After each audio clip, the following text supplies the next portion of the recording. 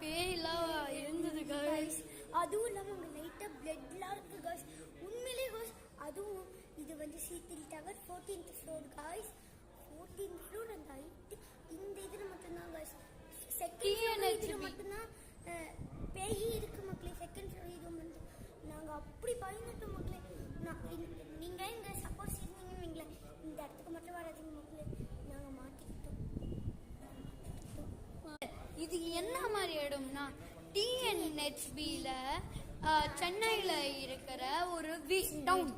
Okay, இப்போ இது வந்து C3ல 14th ஃப்ளோர்ல மக்களே. C3ல 14th ஃப்ளோர்ல 10th நம்பர்.